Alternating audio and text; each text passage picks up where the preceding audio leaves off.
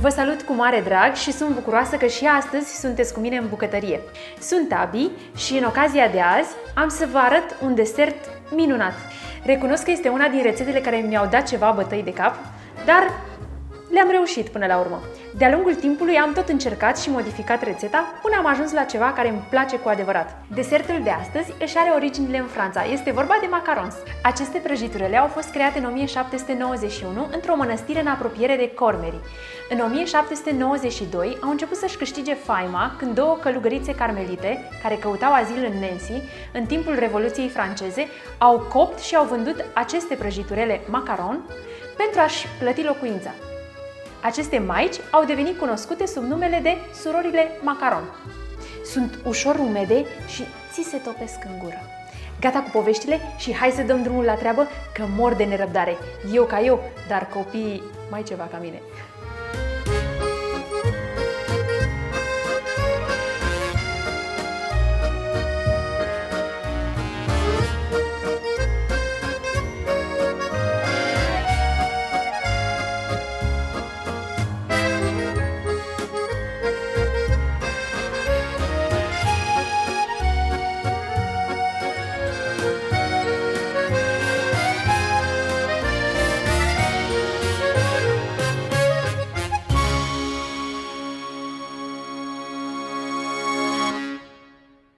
Pentru această rețetă folosim 100 g albușuri, 70 g zahăr tos, 150 g zahăr pudră, 140 g făină de migdale, un praf de sare și opțional colorant alimentar, gel sau pudră. Pentru cremă folosim 130 g unt cu 80% grăsime la temperatura camerei, 150 g zahăr pudră, 4 lingurițe zeamă de lămâie și esență de vanilie. Pe lângă ingrediente, această rețetă este un pic mai pretențioasă și mai avem nevoie de câteva ustensile din bucătărie. În primul rând, un mixer, un cântar de bucătărie, un poș, da? O sită pentru cernut și un mini roboțel. Cam atât. Mai întâi, ca să ajungem la gramajul din rețetă, cântărim făina de migdale după ce o dăm prin sită. După cum vedeți, nu am obținut gramele necesare, așa că le pun în roboțel și le mai mixez un pic.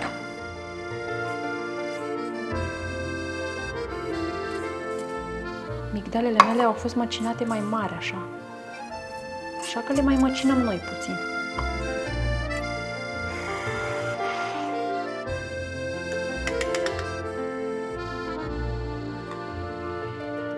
Cernem și zahărul pudră prin sită și îl amestecăm foarte bine cu făina de migdale, ajutându-ne de untel. Punem albușurile cântărite într-un bol încăpător împreună cu sarea și mixăm. Peste albușurile mixate spumă, adăugăm treptat zahărul tos, mărim viteza și mixăm pentru aproximativ 5 minute sau până când spuma devine lucioasă. Nu este gata. Mai mixăm. La final, trebuie să obținem o bezea cu vârfuri tari, lucioase, care se adună pe tel. Adăugăm colorant alimentar sub formă de gel. Se poate folosi și pudră. Mixăm doar cât să încorporăm colorantul. Peste albușurile mixate, adăugăm tot amestecul de făină și zahăr pudră și amestecăm cu o spatulă. Amestecăm de jos în sus cu spatula de aproximativ 40-50 de ori sau până curge ca o lavă. În momentul în care putem scrie cifra 8 din compoziție, e timpul să ne oprim din amestecat. Bine, eu pun. Uite, eu te ajut. Uite, eu fac. Și uite, facem așa.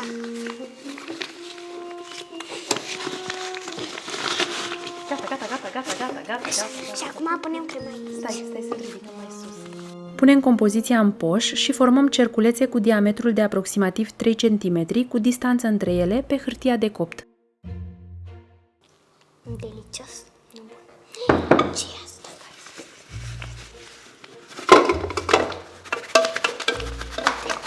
Nu, să nu-i dai drumul, ține.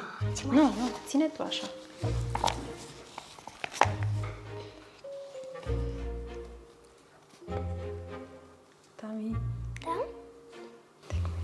așa să văd.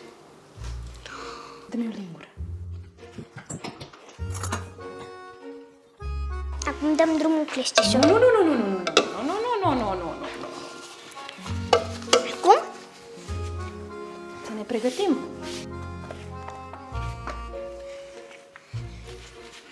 Așteaptă.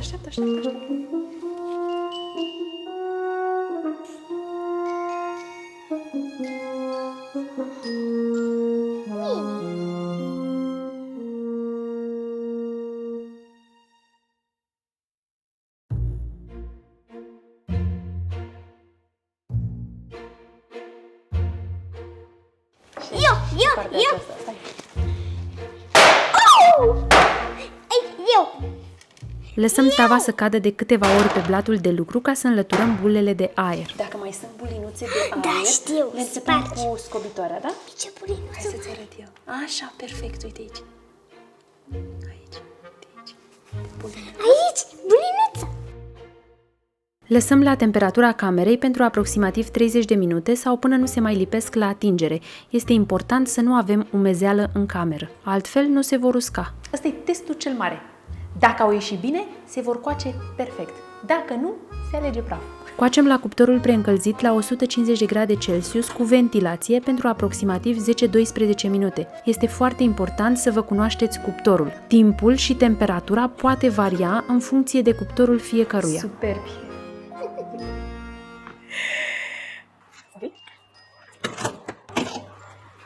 E timpul să ne apucăm de cremă. Ok, hai să dăm drumul. Ce facem? Uite, punem untul aici. Punem untul moale într-un bol încăpător și mixăm pentru aproximativ 1 minut. Hai, câte puțin. Îmi pui tu și eu mixez, bine? Ai grijă! Câte puțin, așteaptă. Adăugăm treptat zahărul pudră și mixăm până obținem o cremă pufoasă, aproximativ 3 minute. Acum adăugăm zeama de lămâie și esența de vanilie.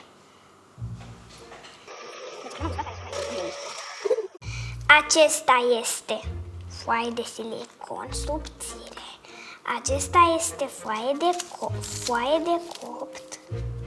Iar acesta este pe foaie de silicon, doar că specială pentru macaroși. Și au ieșit cei mai urât. Deci să nu încercați așa.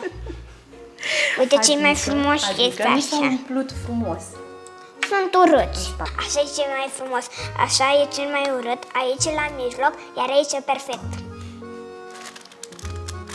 O să punem crema în recipient. Macaroșul trebuie pe spate.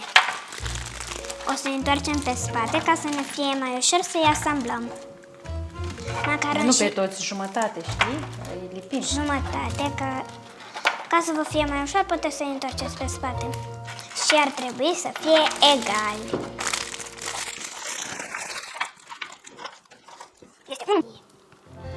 Mami, dar ideea este să nu mă miști.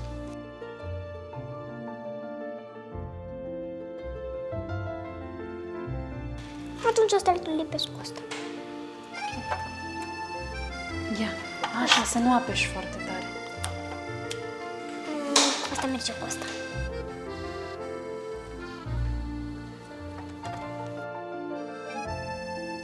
Eu pun cremă. Dar pune puțin mai multă.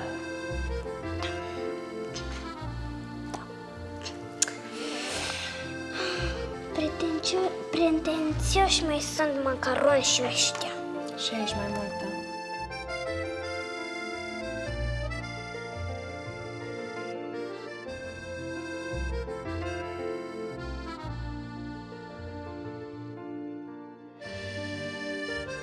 Este momentul preferat al Tamarei. Al meu. Haide, gustăm? Uitați cum arată. Ok, frumos.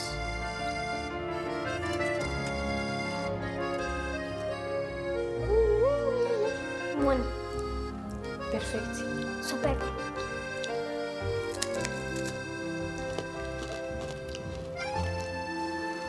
Cel mai bun macarons. Tami, ce zici? Cum sunt? Sunt super.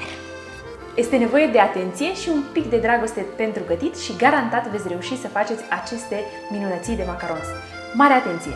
Secretul acestei rețete constă în respectarea exactă a gramajelor și timpilor necesari fiecarei etape. Sper că v-a plăcut rețeta de astăzi. Și ați apăsat butonul de notificări ca nu cumva să ratați rețetele viitoare. Dați un mare like și distribuiți acest video.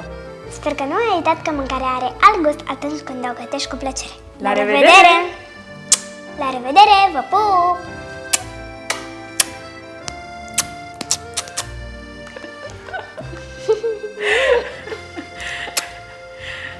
Gata, dragă, gata! Ai dat-o de la început. În 1700 pentru a-și plăti locuința. M-am încurcat pentru că... Mi-ai curățat bolul. Eu ce m-am de lins? Tami, este cu ou crud, mami. De bun. Păi, eu știu că altfel n-ai fi mâncat. N-am cum. Ia, prind-o tu. Da, o prind eu. Nu, tati. Nu eu. Tati, nu poți tu, mami. Papăt. Dau drumul? Da. Încă o dată. Că mi-a ieșit bine data trecută când m-am apucat să-i filmez. Că bineînțeles deșteapta de mine a pus ou mai mult. Deci, dacă nu iese bine nici tura aceasta, înseamnă că mi s-a stricat cuptorul. Adică am făcut de nu știu câte ori mi-a ieșit bine, da? Înseamnă că trebuie să schimbăm cuptorul. Mamă, ce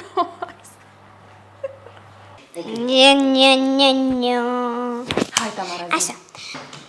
Ai dreptate tu. Așa. Sper că filmezi ce fac eu aici. Ce rele face.